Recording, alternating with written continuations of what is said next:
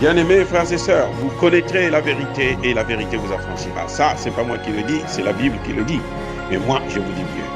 Vous connaîtrez la vérité historique, notamment celle de vos ancêtres kémites, et vous aurez une vision globale de ce que c'est que la vraie souveraineté politique. J'ajoute, vous reviendrez à la spiritualité africaine ancestrale et vous comprendrez les enjeux de l'indépendance économique. Et pour terminer, vous accepterez votre identité culturelle kémite et vous obtiendrez deux choses. La première, c'est la paix. La seconde, c'est le développement, à une condition. L'unité de toute l'Afrique noire, l'unité de tous les Noirs du monde entier. Otep à tous, bienvenue sur la chaîne des panafricanistes par essence, par conviction et par excellence. Celle des citoyens kémites par nécessité et obligation de combat. Nous sommes une chaîne qui n'est guidée que par nos ancêtres et rien que par les ancêtres qui appartiennent à l'égrégore du monde noir. Par conséquent, nous ne croyons en aucun Dieu venu de l'étranger. Toutefois, cette vidéo n'est aucunement destinée à inciter à la haine ou à la violence, car nous menons un combat qui est d'abord et avant tout spirituel, intellectuel et démocratique. Ensuite, il est politique, géopolitique et géostratégique, contre l'impérialisme, le colonialisme, le néocolonialisme et l'endocoloniat, qui sont tous qualifiés de crimes contre l'humanité. Nous menons ce combat sur la base du principe fondamental que nous avons hérité de nos ancêtres kémites, qui est celui de la Mahat, c'est-à-dire solidarité, vérité et justice. Vous êtes donc en droit de connaître la vérité et nous avons l'obligation de vous dire la vérité, rien que la vérité, afin que justice soit rendue au continent africain. Et ça, c'est notre modeste contribution dans cette noble lutte en faveur de la souveraineté, la dignité, la solidarité et l'unité africaine. C'est exactement ça que nous appelons le panafricanisme. Bien-aimés frères et sœurs, que veut la CEDEAO? Qu'est-ce qu'elle cherche? La CEDEAO croit intimider un pouvoir qui est en train de s'installer. La CEDEAO croit faire revenir Bazoum au pouvoir. Et elle dit que l'option militaire reste sur la table, mais nous allons négocier. Mais qu'est-ce que la négociation? Qu'est-ce que le dialogue? Le dialogue, c'est quoi? Je me suis posé cette question encore aujourd'hui. Je dis, mais que cherche la CEDEAO? En dehors du fait que, ils sont au service de la France et des États-Unis. Mais qu'est-ce qu'ils veulent? Ou qu'est-ce qu'elle veut? Parce que ce qu'on appelle dialogue, bien aimés frères et sœurs, le dialogue là, c'est chercher à comprendre une situation. Le dialogue, ce n'est pas frapper quelqu'un, lui donner des coups. Non, ça, c'est pas le dialogue. Ça, c'est la violence. Le dialogue, c'est la maîtrise de la compréhension des sujets. C'est-à-dire que, dans le cas échéant du Niger, le dialogue, c'est chercher à comprendre qu'est-ce qui s'est passé ici. Pourquoi il y a eu une révolution de palais? Pourquoi les militaires ont pris le pouvoir? Pourquoi ils ont écarté M. Bazoum? C'est ça le dialogue. C'est la compréhension d'un sujet et faire maintenant des propositions. Vous ne pouvez pas, comme si vous étiez le Dieu, dire, bon, nous on va frapper. Alors que vous êtes frappé par le terrorisme. Tous les pays là que vous voyez, les va-t-en-guerre là, ils sont tous frappés par le terrorisme. Ils n'arrivent pas à gérer le terrorisme. Le Sénégal a la Casamance. Chaque fois que les Français veulent faire du chantage à Macky Sall, on déclenche la Casamance. On les utilise. La Côte d'Ivoire, il y a le terrorisme aussi. Et maintenant, aujourd'hui, ils n'ont même plus besoin du terrorisme puisque la situation est tellement catastrophique. la situation économique et sociale, elle est tellement catastrophique qu'ils n'ont plus besoin du terrorisme. Les gens sont mécontents, sont malheureux. Donc, je me pose la question de savoir, c'est quoi le dialogue? Qu'est-ce que la CEDEAO appelle le dialogue? Le dialogue, ce n'est pas l'utilisation des armes. Non. Et regardez ce qui est en train de se passer. Depuis que Tchani s'est installé au pouvoir, il y a maintenant un peu plus de 2 semaines, les attentats terroristes ont repris. Il y a eu près d'une dizaine d'attaques. À peine hier, ils ont attaqué et ils ont fait 17 morts du côté des policiers, des militaires et des civils.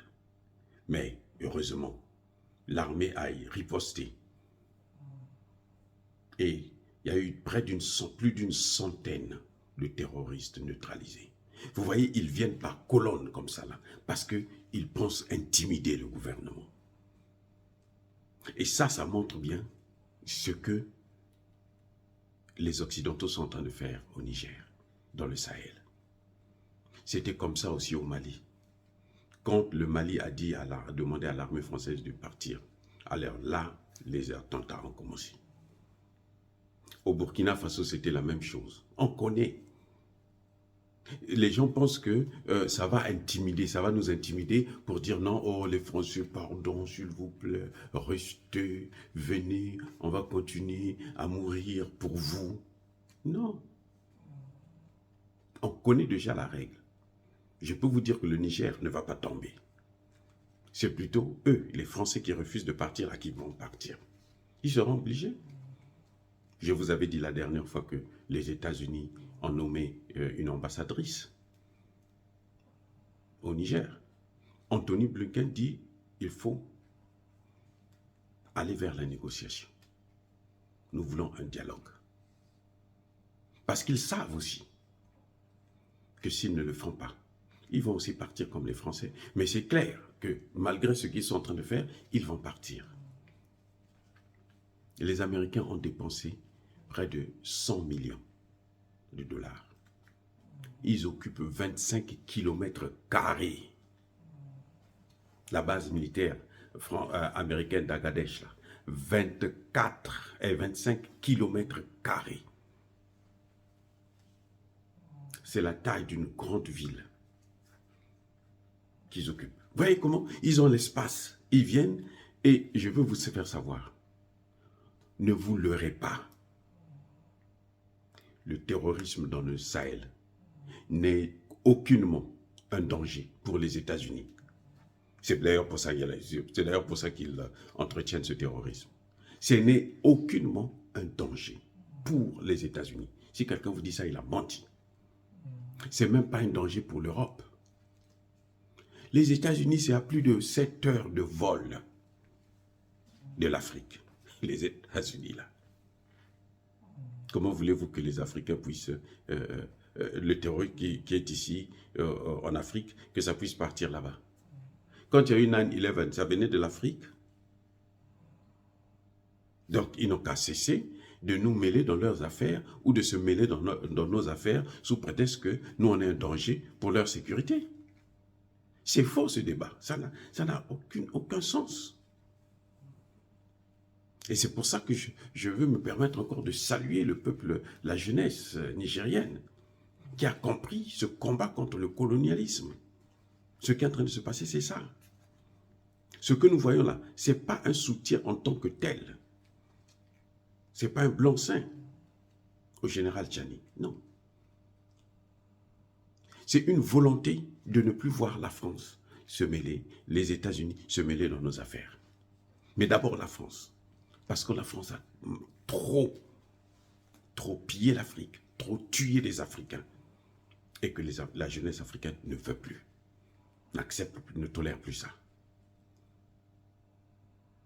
Les États-Unis, s'ils ont un pays à aider là, c'est les États-Unis même qui doivent aider. Vous savez pourquoi? Parce qu'aux États-Unis là, il y a 60 millions de pauvres. Ah, je reprends. Aux États-Unis, là, il y a 60 millions de pauvres. 20 millions des Américains sont sans domicile fixe. Que la jeunesse africaine là, ne puisse pas penser que l'avenir va venir des États-Unis. Malgré leur base là, à Agadez là, cette base là, elle est là pour eux-mêmes, pour observer les positions des Russes. Ce n'est pas pour sauver l'Afrique. Et non, elle est là pour observer les positions des Russes parce qu'ils sont en guerre contre la Russie et la Chine. Comment voulez-vous qu'ils ont des drones et ces drones ne voient jamais les terroristes? Ces drones sont aveugles quand il s'agit des terroristes. Soyons sérieux. Ils ne sont pas là pour nous. Ils sont là pour leurs intérêts stratégiques. Et c'est à nous de le comprendre. Et j'espère que le général Tchani ne va pas les traiter avec complaisance. Et que les Nigériens, les militaires nigériens, qu'ils doivent savoir que ceux qui vont aller comploter avec les Américains trouveront cette jeunesse-là sur leur chemin. Dire cela, c'est inciter à la haine ou à la violence. Non. Encore une fois, Yaba Kolerve, Yamalebe. Soyez bénis, abondamment bénis par le Dieu de Kémité, par nos ancêtres angélisés.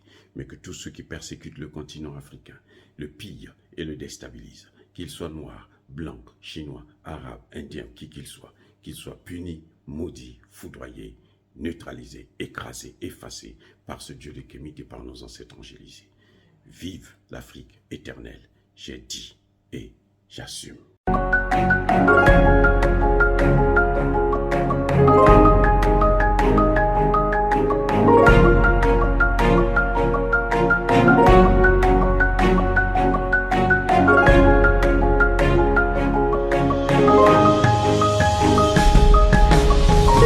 Eux, ils marchent par la foi et non par la vue.